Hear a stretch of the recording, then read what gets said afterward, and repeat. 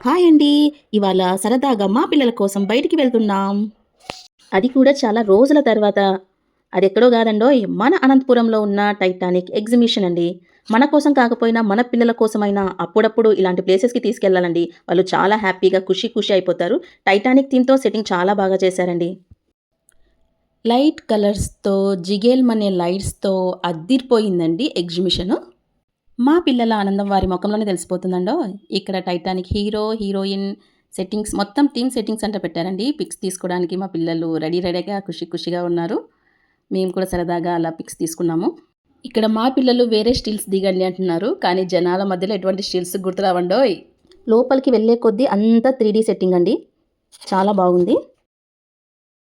ఇంత బాగా ఉన్న ప్లేస్‌లో పిక్స్ తీసుకోకుండా ఉంటామా? తీసుకుంటాం.